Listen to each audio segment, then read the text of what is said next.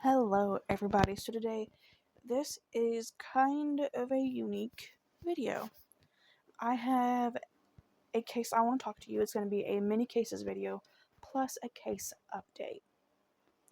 So we're going to be doing a little mini case on Baby Jane Doe 61 and an update on Christmas Doe. And I did Christmas Doe back in December of last year. Very heartbreaking case, and we actually have an update, a recent update made in this case that when I saw this I was like, oh my gosh.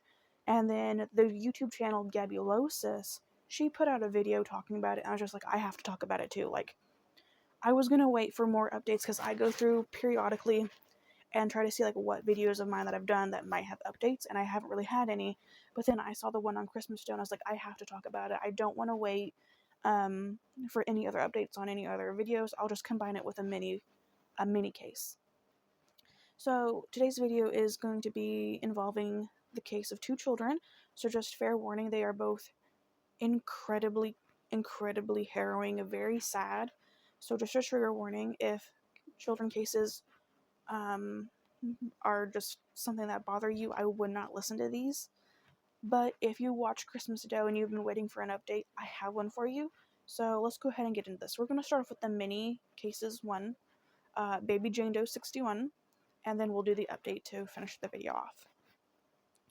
So on August 19th, 1985, there was a decomposing body of a small child, just 10 months old, that was found in Los Angeles.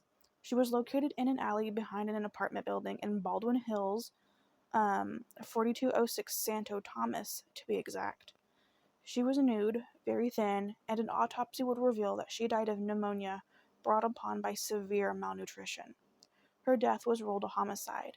Despite her shocking appearance, someone had taken the time to pierce her ears.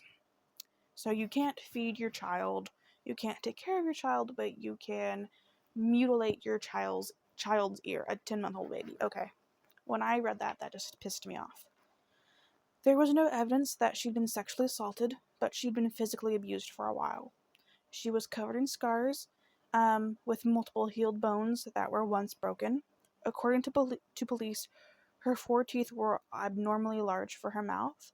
They tried matching her description to missing children, but no records coincided, so no one had ever reported her missing. It was like she just did not exist. And no one ever called to claim to know who she was, and there was very, very little media attention to her or on her.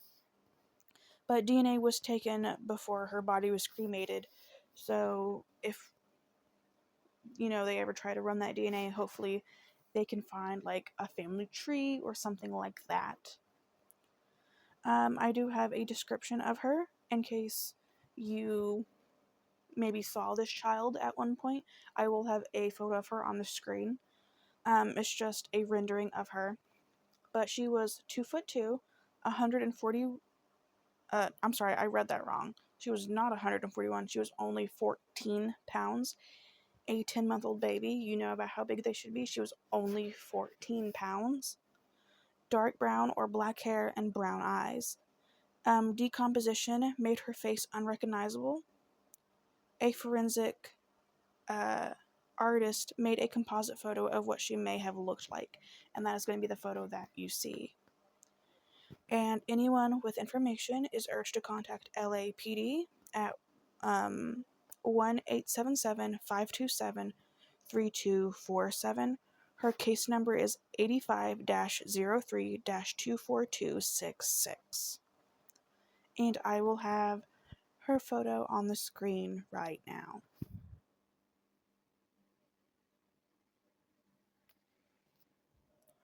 Moving on to our Christmas Doe update.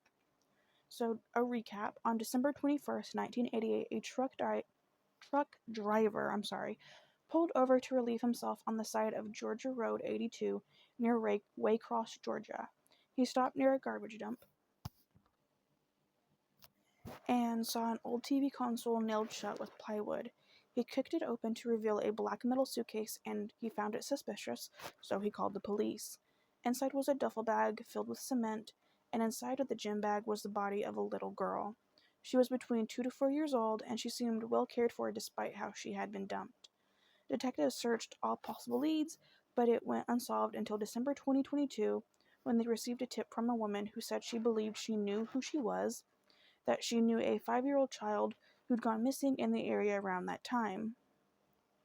In a quote from Special Agent Jason Seacrest, he says, "She knew that there had been a child that had gone missing and that her mother had said the child had gone to live with her father. This person never really believed that story." End quote. In 2019, genome sequencing determined a certain family tree from the Albany area that was likely related to her, but this tip led them to positively ID Christmas Doe as Kenyatta Odom and her mom as Evelyn Odom. So we have her name. We finally have her name. Her name is Kenyatta, and her mother is Evelyn. So Evelyn Odom and Ulysses Sanders, which was Evelyn's live-in boyfriend at the time of Kenyatta's death, they were arrested and charged with felony murder, first-degree cruelty to children, aggravated battery, concealing a death, and conspiracy to conceal the death of another person. As of now, there are no other updates. So, we finally have her name. Her name is Kenyatta, that beautiful, beautiful little girl. And her parents, or her mother and her mother's boyfriend, have finally been arrested for doing this to her. And finally, it seems like this little girl could finally get justice. And I think that is just absolutely fantastic. I hope she gets the justice that she deserves.